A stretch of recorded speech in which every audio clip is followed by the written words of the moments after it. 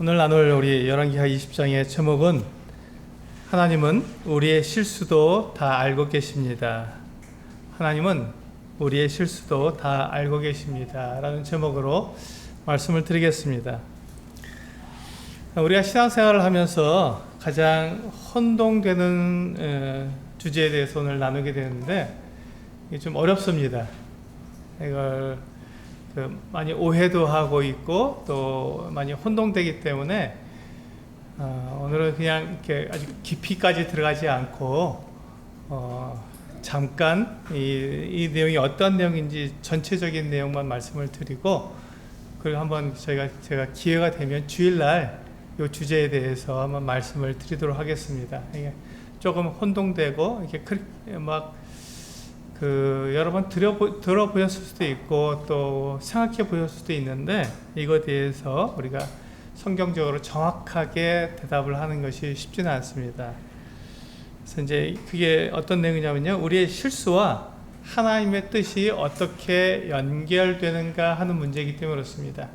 우리의 잘못, 우리의 죄와 하나님의 뜻이 어떤 관계가 있는가 하는 것이죠. 그래서 이 부분을 좀 오해하게 되면 하나님을 좀 오해할 수 있고 신앙생활에 대해서 혼동할 수도 있습니다.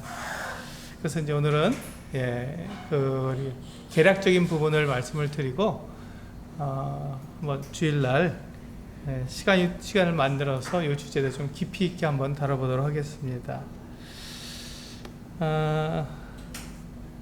우리가 보통 생각할 때 우리는 보통 올바르게만 행동해야 된다고 생각합니다. 물론 우리는 올바르게 행동해야 합니다. 당연하죠. 우리가 할 수 있는 대로 우리는 올바르게 행동해야 하지만, 그러나 이제 이 사람은 완벽하지 않습니다. 사람은 늘 실수할 수 있고, 사람은 늘 잘못할 수 있고, 때로는 이제 죄를 지을 수도 있습니다. 그러니까 사람이 언제나 올바른 행동을 하는 것은 불가능합니다. 근데 이걸 우리가 분명히 알아야 되는 것이죠. 그래서 사람은 실수도 하고 잘못도 하는 것입니다. 그런데 여기서 만약에 내가 실수하고 잘못하고 죄를 짓는 것 때문에 하나님의 뜻이 어그러지거나 또 하나님의 계획이 망가진다고 한다면 그 문제가 크겠죠. 그러니까 내가 하는 실수와 내가 하는 잘못 때문에 하나님의 뜻, 하나님의 계획이 문제가 생긴다면 이거는 좀 어려움이 되겠죠. 이거 굉장히 중요한 문제가 됩니다.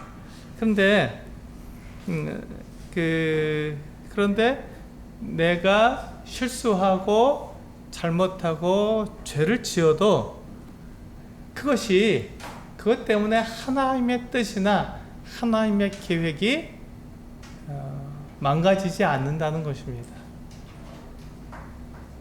이게 굉장히 어려운 개념이거든요. 근데 이게 분명합니다. 내가 잘못을 하고 내가 실수를 하고 내가 죄를 지어도 그것 때문에 하나님의 이 선하신 뜻이 잘못되거나, 그렇다고 하나님의 이 영원하신 계획이 망가지지 않는다는 것입니다.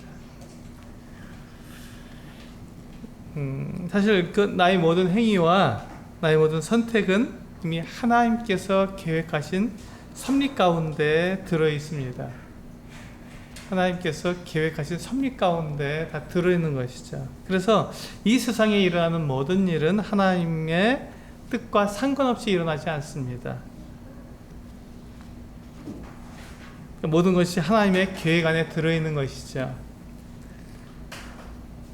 그렇다면 사람들이 짓는 잘못이나 실수나 죄 역시도 하나님의 계획 가운데 들어있는 것이냐고 묻는다면 그렇다고 대답할 수밖에 없습니다.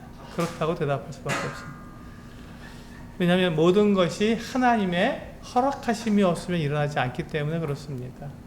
이제 오늘 열왕기하 20장 내용이 이제 그런 내용이 들어있기 때문에 부분을 좀 다뤄드립니다. 우리 마태복음 말씀을 한번 같이 한번 읽어보실까요? 마태복음 10장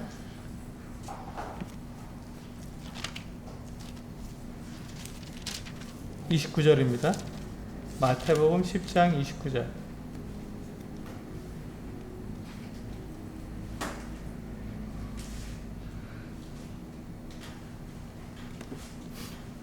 네, 마태복음 10장 29절. 네, 찾으셨으면 우리 한 목소리로 같이 읽어보겠습니다.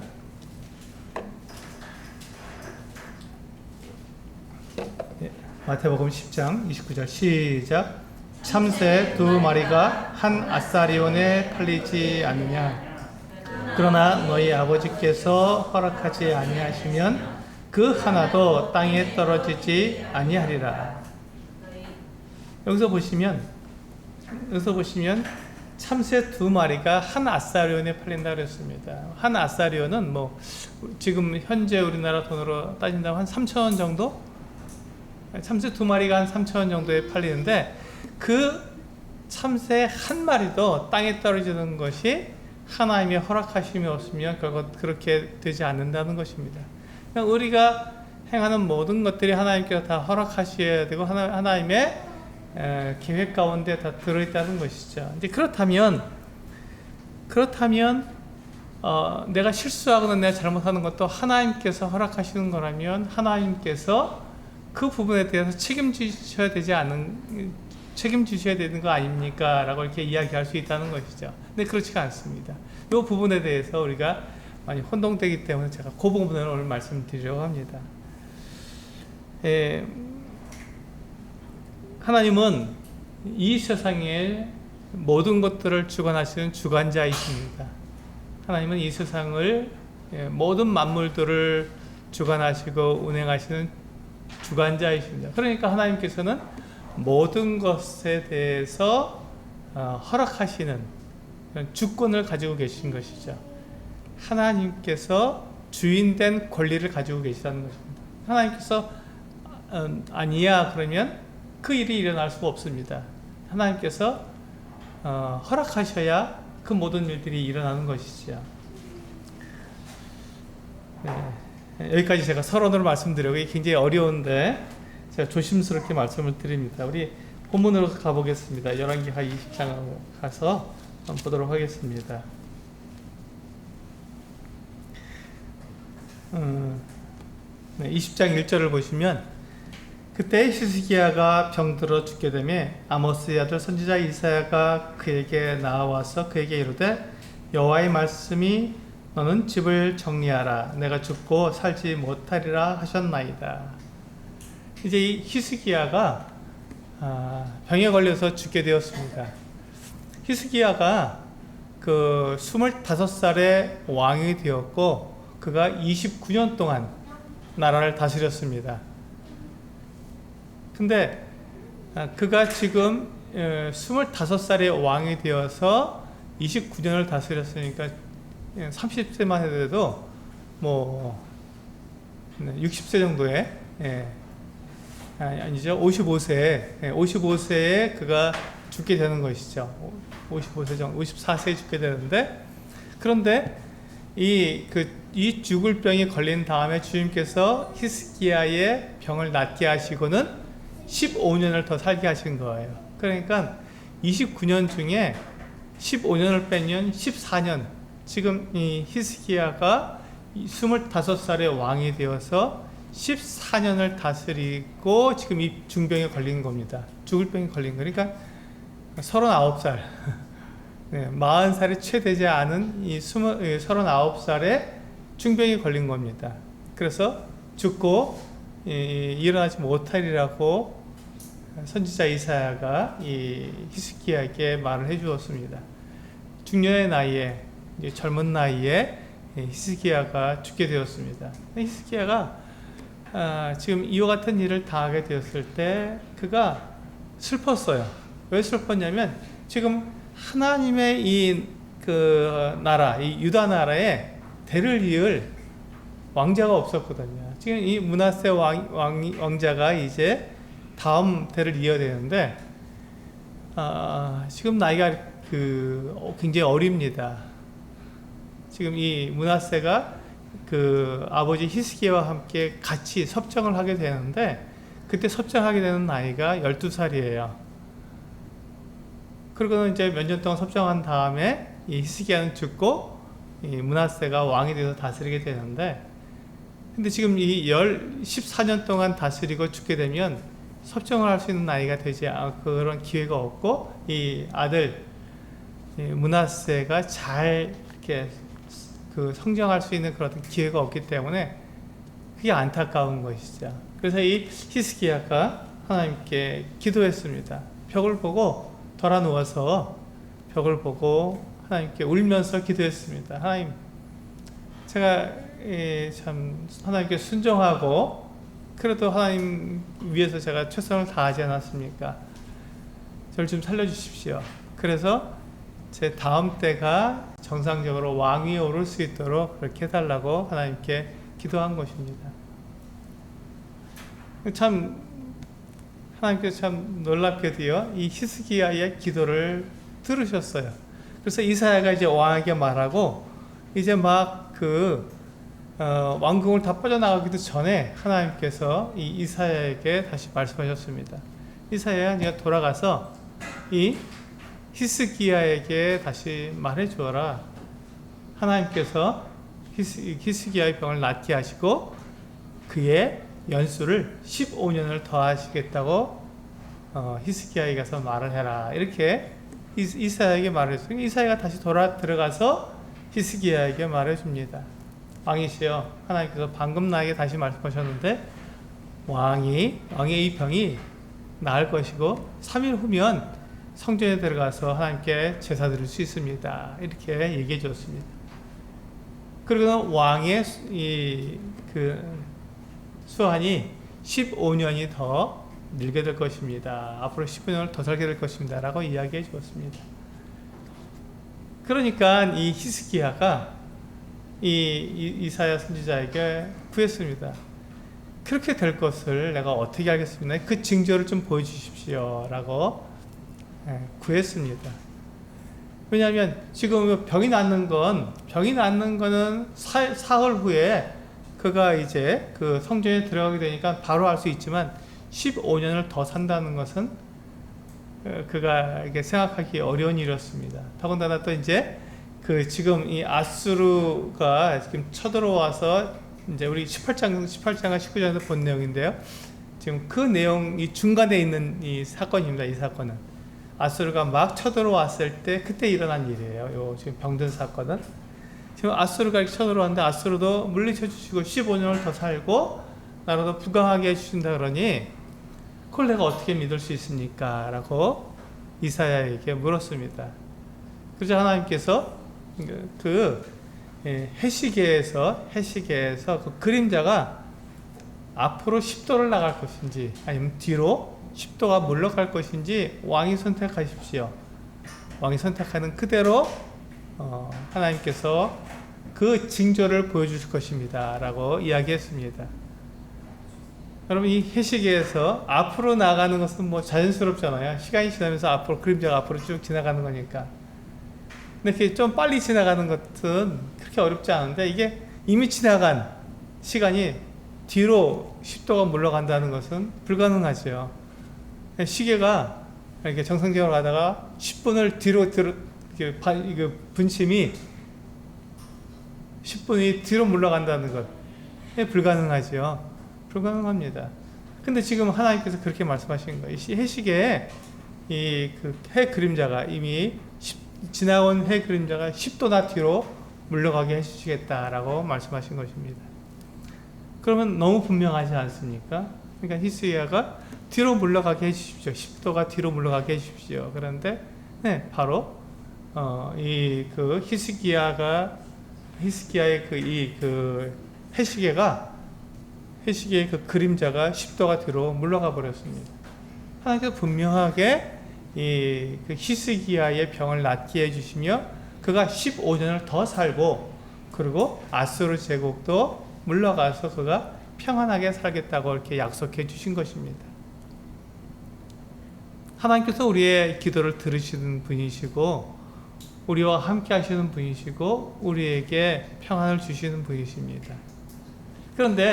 그런데 이것이 히스기야에게는 굉장히 뼈아픈 실수의 단초가 되었습니다. 우리 그 뒤에 보시면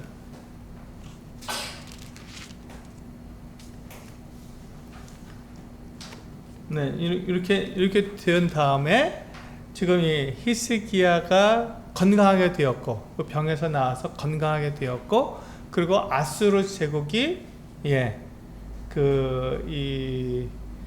그때 18만 5천 명이 하루아침에 죽게 되어서 그 사네립 왕이 다시 그 니느웨로 물러가게 되었고 거기에서 아들들에서 죽게 되는 이와 같은 사건이 일어난 다음 일입니다.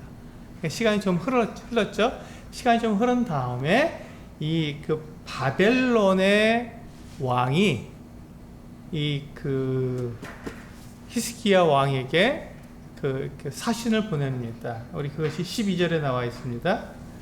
보실까요? 12절에 그때 발라단의 아들 바벨론의 왕 브로닥 발lad이 히스기야가 병들었다 함을 듣고 편지와 예물을 그에게 보낸지라.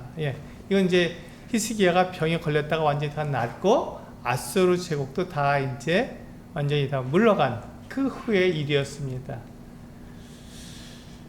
이제 그 히스기야 왕이 하나님께서 약속해 주신 대로 그 건강도 회복되었고 그리고 아수르 그 대군도 물리쳤고 그리고 지금은 그 나라가 회복되어서 굉장히 부강하게 되었습니다. 이 사이에 지금 한 2, 3년 정도가 흘렀거든요.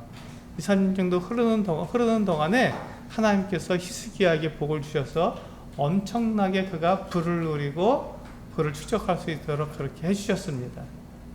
그렇게 해서 지금 히스기야가 굉장히 강한 나라가 되니까 이 지금 아수르에게 계속 눌려 있었던 이 바벨론이라는 이 나라가 어떻게든지 이 아수르를 좀 이겨보려고 지금 이 유다 나라와 동맹을 맺으려고 이와 같은 그 사신을 보낸 것입니다. 선물도 주고 편지도 보내주어서 우리가 좋은 마음을 가집시다 이렇게 한 거예요. 그래서 이 바벨론과 그 유다가 그 동맹을 맺게 되면 지금 그 사이에 있는 요 아수르 제국을 이렇게 공격할 수 있으니까 그렇게 지금 바벨론의 왕이 계획을 세워서 유다 나라 히스기야 왕에게 이와 같은 일을 한 것이죠. 그런데 우리 13절에 보시면 굉장히 그 뼈 아픈 얘기가 나옵니다. 이게 뭐냐면 13절에 히스기야가 사자들의 말을 듣고 자기 버물고의 금은과 향품과 보배로운 기름과 그의 군기고와 창고의 모든 것을 다 사자들에게 부였는데 왕궁과 그의 나라 안에 있는 모든 것 중에서 히스기야가 그에게 보이지 아니한 것이 없더라. 여기서 보시면 지금 그 히스기야가 이 바벨론에서 온 이 사신에게 그 나라에 있는 모든 보물들을 다 보여준 것입니다. 다 보여준 거예요. 근데 왜 이렇게 됐냐면 우리 여기 손을 넣으시고요. 역대하 32장을 보시면 역대하 32장 24절과 25절을 보시면 같은 내용이 나오고 있습니다. 역대하 32장 역대하 32장 24절 25절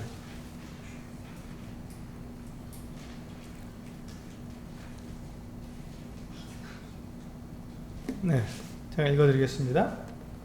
그때 히스기야가 병들어 죽게 되었으므로 여호와께 기도하매 여호와께서 그에게 대답하시고 또 이적을 보이셨으나 여기까지 우리가 지금 방금 그 본 내용이죠.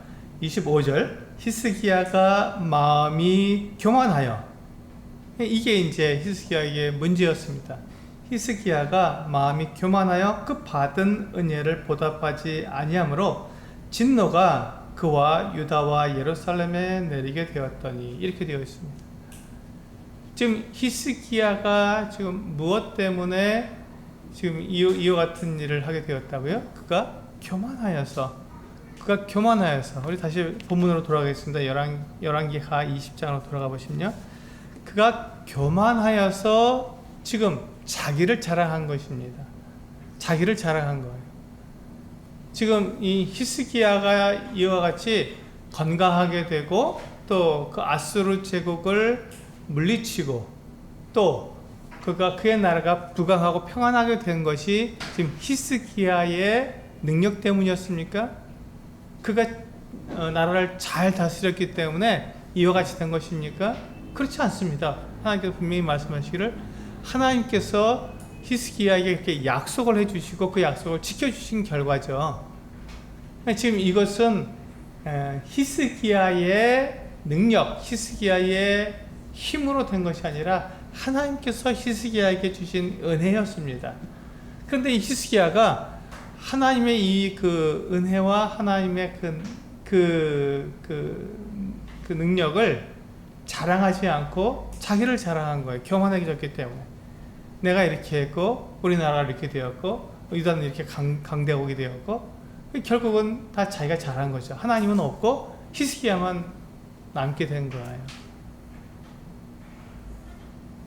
히스기야는 어떤 사람이었습니까? 유다 나라의 다윗 다음에 가장 선한 왕이었습니다. 가장 선한 왕이었어요. 그런데 이 히스기야가 이와 같은 실수, 이와 같은 잘못을 한 것이죠. 우린 여기서 생각해 봐야 합니다. 우리가 성경 인물들을 쭉 보게 되면 단 한 사람도 완벽한 사람이 없습니다. 단 한 사람도 완벽한 사람이 없습니다. 이 히스기야도 마찬가지고요. 히스기야도 지금 그 굉장히 선한 왕이고 하나님 앞에서 그가 참 올바른 일들을 많이 했는데 그렇다고 해서 히스기야가 완벽한 사람이냐? 그렇지 않다는 것입니다. 히스기야도 실수를 하고 잘못할 수 있는 것이죠. 그렇다면 우리가 잘 알고 있는 믿음의 조상인 아브라함은 어떨까요? 아브라함의 그 삶을 보면 아브라함은 대단한 사람이었습니다. 하나님을 믿는 사람이었고 굉장히 그가 정말 하나님 앞에서 올바른 사람이었습니다. 그런데 그런 아브라함이 그렇다면 그의 생애를 통해서 완전한 삶, 완벽한 삶을 살았느냐 하는 것입니다. 그렇지 않죠. 네, 아브라함도 잘못하고 실수하고 죄를 지었습니다. 아브라함도 하나님을 온전히 믿지 못하고 그가 사라에게서 그의 후손이 태어날 터인데 그렇지 않고 그의 여종 이 하갈을 취해서 이스마엘을 낳았습니다. 그것 때문에 이스마엘과 이스라엘은 지금까지도 싸우고 있습니다. 지금 그 중동의 전쟁이 바로 이스마엘과 이스라엘의 전쟁이거든요. 중동 전쟁이. 여전히 그 이스마엘과의 전쟁을 하고 있는 것입니다. 그러니까 이 아브라함의 이와 같은 실수, 잘못 때문에 이와 같은 일들이 일어난 것이죠. 이스마엘이 태어나게 되었기 때문에. 이뿐만 아니라 아브라함이 여러 가지 실수와 잘못을 했습니다. 그러나 하나님께서 아브라함을 어떻게 부르셨냐면 내 친구다. 아브라함은 내 친구다. 비록 그가 실수하고 잘못하는 사람이었지만 하나님께서는 그것을 다 아신다는 것입니다. 하나님은 사람이 연약하고 사람이 실수도 하고 잘못도 하는 걸 다 알고 계십니다. 그래서 오늘 말씀의 제목처럼 하나님은 우리의 실수도 다 알고 계십니다. 우리의 실수도 다 알고 계신 거예요. 우리가 잘못할 것들도 다 알고 계십니다. 그런 가운데서 그렇기 때문에 하나님께서는 사람들에게 완전함을 바라시는 것이 아닙니다.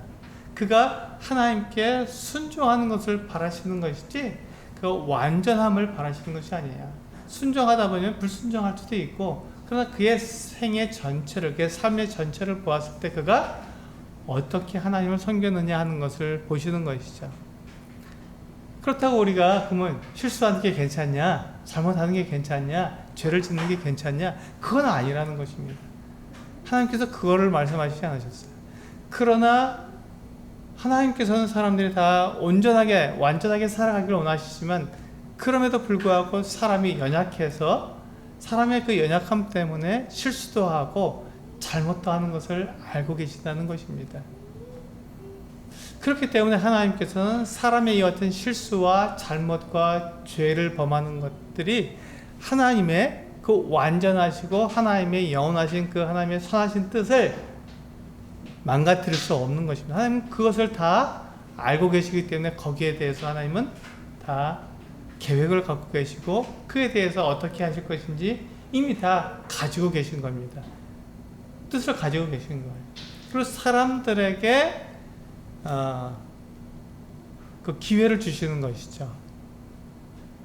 사람들이 어떻게 행할지, 올바른 일과 또 올바르지 않은 일, 순종하는 일과 불순종하는 일을 하나님께서 사람들에게 택하게 하시고 본인이 그것에 대해서 자기 결정으로 자기가 그것을 선택하고 결정하게 하셔서 순종할 것인지 순종하지 않을 것인지, 선을 행할 것인지 악을 행할 것인지를 본인이 선택하도록 그렇게 말씀하신 것입니다.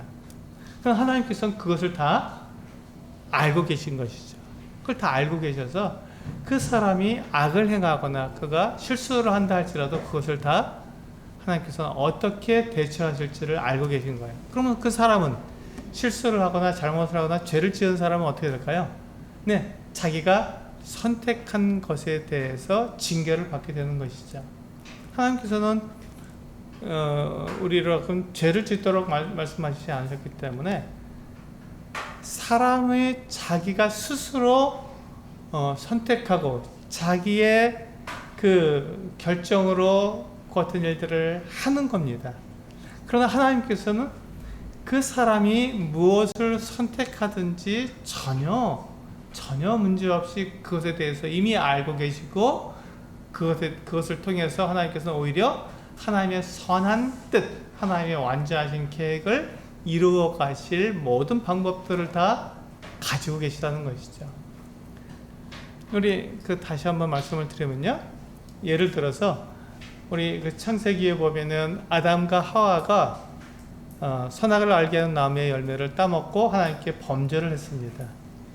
이게 최초의 범죄죠. 이것으로 인해서 우리 모든 사람들이 다 죄인이 되었고 하나님께 나아갈 수 없는 존재가 된 것입니다. 하나님께서 이것을 모르셨을까요? 네, 다 알고 계셨습니다. 아담과 하와가 선악을 알게 하는 나무의 열매를 따먹을 것을 알고 계셨습니다. 그리고 그들이 범죄할 것을 알고 계실 것이죠. 그렇다면 하나님은 이 아담과 하와가 이와 같은 범죄할 것에 대해서 그 대책을 가지고 계셨을까요? 물론입니다. 이게 하나님의 뜻입니다. 하나님께서 아담과 하와가 범죄하도록 그들을 부추기고 그 아담과 하와로 하여금 죄를 짓게 만드시지 않아서 절대 그렇지 하시지 않으십니다. 아담과 하와는 자기들의 욕심과 자기들의 자기들의 유혹을 이기지 못함으로 자기들이 하나님이 되고 싶어서 그렇게 선악을 알게 하는 나무의 열매를 따먹은 것이죠. 그건 아담과 하와의 절대적인 그들의 잘못입니다. 그들의 선택에 의한 것이죠. 그러나 그 아담과 하와가 그렇게 선악을 알게 하는 나무의 열매를 따먹고 범죄했을 때 하나님께서는 그 아담과 그 사람들에 대해서 그것에 대한 대책을 이미 사람을 아담과 하와를 만드실 때 이미 가지고 계셨던 것입니다. 이미 그 아들 예수 그리스도를 이 땅에 보내실, 그래서 사람들의 모든 죄악을 다 용서하실 계획을 이미 가지고 계신 거예요. 하나님은 이 아담과 하와의 잘못을 이미 다 알고 계셨던 것이죠. 그래서 그에 대해서 하나님은 이 아담과 하와의 이 실수와 잘못과 범죄를 통해서 하나님의 선하신 뜻, 하나님의 선하신 계획을 완전하게 이루실 계획을 세우신 것이죠. 그것이 바로 하나님의 아들 예수 그리스도를 이 땅에 보내주신 것이었습니다. 그러니까 아담과 하와가 그렇게 선악을 알게 한 나무의 열매를 따먹었을 때 하나님께서 뭐라 하셨냐면 너희가 정령 죽으리라 하시고 이 아담과 하와에게 그들이 행한 대로 행한 것에 합당하게 벌을 받게 하셨습니다. 그렇죠? 그들에게 징계를 하셨어요. 그러나 하나님께서는 아담과 하와가 그 같은 잘못을 하고 범죄한 것 때문에 하나님의 이 완전하고 거룩하고 선하신 뜻이 망가졌느냐? 그렇지는 않다는 것입니다. 비록 아담과 하와가 죄를 지었고 잘못을 했다 할지라도 하나님은 여전히 하나님의 뜻을 이루어 가시는데 조금도 흔들리지 않으십니다. 조금도 염려하지 않으시고 조금도 놀라지 않으신다는 것이죠. 완벽하게 거기에 대해서 하나님께서는 모든 계획을 가지고 계시기 때문에 그렇습니다. 그러므로 우리가 오늘날 우리가 이렇게 살아가면서 우리가 실수하고 잘못하는 것 때문에 하나님의 뜻이 바뀔까요? 그렇지 않다는 것입니다. 하나님의 계획이 망가질까요? 그렇지 않다는 것입니다. 그럼에도 우리가 하는 그 실수와 잘못에 대한 징계는 우리가 받게 된다는 것입니다. 그 징계가 없어지는 건 아니에요. 왜냐하면 우리가 선택하고 내가 결정해서 그 같은 행동을 했기 때문에 거기에 대한 하나님께서 약속하신 징계는 정확하게 받게 된다는 것입니다. 그럼에도 불구하고 하나님께서는 우리의 실수와 잘못을 통해서도 하나님의 이 완전하시고 거룩하시고 선하신 뜻을 100% 완벽하게 이루신다는 것입니다. 그것을 걱정하지 않아도 된다는 것이죠. 하나님의 뜻은 완벽하게 이루어집니다. 그래서 우리가 여기서 이제 보게 되는 것은, 자, 한번 볼까요? 우리 본문으로 돌아가셔서 열왕기하 20장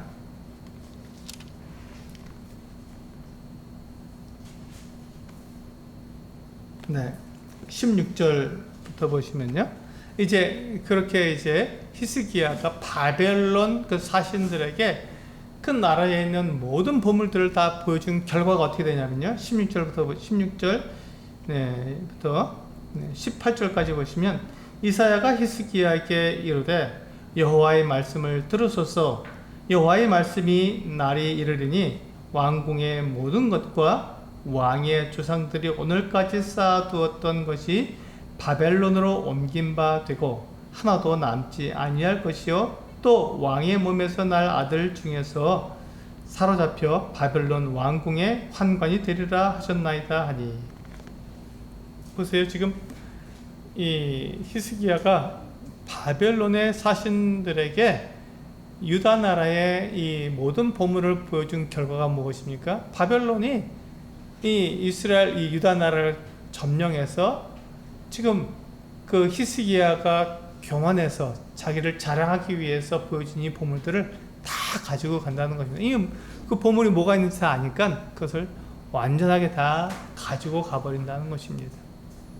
뿐만 아니라 이 왕족 중에서 이 바벨론에 끌려가서 환관이 된다는 것이죠. 대표적인 사람이 누굽니까? 네, 그 다니엘과 사드락과 아벳느고죠. 이 다니엘과 이 사드락 메삭 아벳느고 맞나요? 네, 다니엘과 세 친구죠. 네, 다니엘과 이 세 친구는 그 초기에 그 왕족 귀족 중에서 끌려간 그 젊은 청년들이었습니다. 다니엘과 이 세 친구가 다 환관이 되었죠. 환관이 되어서 그 바벨론 왕을 섬기는 사람들이 되었습니다. 이게 지금 그렇게 말씀하고 있잖아요. 이사야가 그 히스기야 왕에게 그와 같이 예언을 한 것입니다. 지금 왕이시여, 왕이 행한 이 실수와 잘못이 결국 그 유다 나라가 이렇게 바벨론에게 완전히 포로가 되고 완전히 보물을 다 빼앗기는 그 같은 일이 되었답니다 라고 이야기한 것입니다. 근데 이 일을 통해서 하나님께서 유다에 대한 뜻이 망가졌습니까? 그렇지 않습니다. 하나님께서는 유다가 먼 나라, 이방 나라에 끌려갔다가 거기서 70년에 다시 돌아온다고 하나님께서는 약속해 주셨어요. 그것을 지금 이루고 있는 것이죠. 바벨론에 끌려갔다가 70년 후에 다시 돌아오게 되는 거예요. 그것을 통해서 하나님의 살아계심과 이 이스라엘 나라가 하나님의 나라임이 온 세계에 증명이 된 것입니다. 하나님의 뜻은 조금도 망가지지 않습니다. 조금도 손해를 보지 않습니다. 그러나 그것으로 인해서 지금 이 히스기야의 이 실수, 이 잘못을 통해서 어떤 일이 있었죠? 유다가 바벨론에게 완전히 다 포로가 되는 그 빌미를 마련해 준 거죠. 바벨론이 유다를 침공할 수 있는 거기 보물들이 이렇게 많대라고 하는 이 빌미를 마련해 준 것입니다. 지금 그 히스기야의 실수가 얼마나 뼈아픈 실수인지 여기서 우리는 알 수 있는 것이죠. 그렇습니다. 우리는 여기서 이렇게 보게 되는 것이 바로 하나님께서는 사람들이 실수할 것을 다 알고 계신다는 것입니다. 그가 어떠한 사람인지요, 그가 얼마나 선한 왕이고 얼마나 믿음이 좋은 사람인지 상관없이 사람은 다 연약하기 때문에 실수할 수밖에 없다는 것입니다. 하나님께서 그걸 알고 계시기에 그 실수할 것을 다 알고 계셔서 알고 계시지만 그 실수하는 그 것에 대한 하나님의 계획이 있으시다는 것이죠. 그 실수조차도, 잘못조차도, 사람의 잘못조차도 하나님께서는 그것을 통해서 하나님의 완전하신 뜻을 이루어 가신다는 것입니다. 그렇다고 해서 그 실수가, 그 잘못이 당연하게 되는 것은 아닙니다. 하나님께서는 우리의 실수와 잘못에 대해서 반드시 징계하시기 때문입니다. 징계하시기로 약속하셨기 때문에 징계가 되는 것이죠. 그래서 우리는 우리가 이 땅을 살아가면서 나뿐만 아니라 나도 실수할 수 있지만 다른 성도들에 대해서도 우리는 그 성도들이 실수할 수 있다는 것을 인정해야 됩니다. 우리는 때때로 다른 성도들에 대해서 그 사람이 완전하기를 바랍니다. 저도 그렇습니다. 다른 성도들이 완전하길 바라죠. 그러다 실수를 하게 되면 어떻게 됩니까? 그에 대해서 마음이 상하게 됩니다. 이렇게 실수를 하지? 그런데 이 말씀에서 보면 하나님께서도 사람들의 실수와 잘못을 아시고 거기에 대해서 이미 계획을 가지고 계시다는 것입니다. 그렇기 때문에 우리가 다른 성도들이 완전하면 좋겠지만 그러나 결코 사람은 완전할 수 없기 때문에 그 사람이 실수할 수도 있고 잘못할 수도 있다는 것이죠. 그래서 그 사람이 잘하는 면이 있고 또 잘 못하는 면도 있다는 것입니다.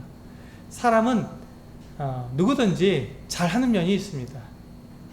다른 사람보다 훨씬 잘하는 어떤 그런 면이 있습니다. 누구든지. 그러나 아무리 그가 선한 사람이가 아무리 영적인 사람이라도 그에게는 반드시 연약한 점이 있기 때문에 그가 실수하고 잘못할 수도 있다는 것입니다. 그래서 우리가 다른 성도를 볼 때 그 성도가 완전하기를 기대하는 것은 맞겠지만 그러나 그 사람의 실수를 보았을 때 그것 때문에 내 마음이 상하거나 내가 낙심하거나 그럴 필요는 없다는 것입니다. 그것이 모든 사람이 가지고 있는 사람의 연약함이고 사람의 한계이기 때문에 그렇습니다. 그래서 우리는 성도들을 보게 될 때 성도들의 그 연약한 점들 뿐만 아니라 나의 연약한 점들까지도 다 인정하고 그런 가운데 그래 내가 잘하는 면도 있지만 내가 잘 못하는 면도 있지, 이 부분을 인정하면서 우리가 자신을 보고 또 성도들을 보게 된다면 그 마음 가운데 여유가 있고 다른 성도에 대해서 여유가 생길 거라고 생각이 됩니다. 우리는 다른 성도에 대해서 완전하기를 기대하는 것이 우리의 본능입니다. 그렇지 못하면 우리가 실망하고 낙심하게 되는 것도 사실입니다. 하지만 그럴 때 하나님께서 우리에게 어떻게 하셨는가 하는 것을 생각해 보시고 오늘 이 말씀처럼 히스기야처럼 이렇게 정말 선한 왕도 실수를 하고 잘못하는 굉장히 그가 큰 실수를 하게 되는 것이죠. 이와 같은 경우도 있습니다. 뿐만 아니라 성경에 나오는 모든 인물들이 다 실수하고 잘못했습니다. 가룟 유다 보세요. 예수님과 함께 3년 동안 그가 제자로서 다녔지만 예수님을 팔아버리잖아요. 베드로 보세요. 그가 3년 동안 주님과 함께 있었지만 그가 계집종에게 3번이나 예수님을 부인하는 그 같은 모습을 보입니다. 바울도 그가 그 바나바와 심하게 다투어서 서로 복음 전도 여행하는 일이 서로 갈라서게 되었습니다. 이런 일들이 모든 사람에게 다 있는 거예요. 모든 사람에게. 그 사람은 완전하지 않습니다. 하나님은 그것을 알고 계시고 그렇기 때문에 그 완전하지 않은 사람에 대해서 하나님은 그를 받으셔서 그의 실수를 가지고도 완전하게 하나님의 뜻을 이루도록 인도해 가시는 것이죠. 그러나 실수하고 잘못한 것에 대해서는 우리가 징계를 받게 된다는 것입니다. 그러므로 우리는 다른 성도를 바라보게 될 때 그가 완전하거나 완벽하기를 바라는 것, 그것은 우리의 욕심일 뿐입니다. 다른 성도가 좀 실수하고 잘못하더라도 그럴 수 있어라고 받는 것, 이런 것들이 우리가 다른 성도들에 대한 좋은 마음입니다. 그렇게 됐을 때 우리가 함께 이 교회를 이뤄가는데 굉장히 중요한, 또 굉장히 교회를 이뤄가는데 큰 힘이 될 거라고 믿습니다. 그래서 우리가 오늘 이 스키야를 통해서 모든 사람이 다 실수할 수 있다는 것을 우리 같이 배우게 되었으며, 그것을 통해서 우리가 우리 교회를 어떻게 이루어갈 수 있는지 우리가 생각해보고 나도 용납하고 다른 성도들 용납하는 우리 성도님들 되시기를 원합니다. 기도하시겠습니다.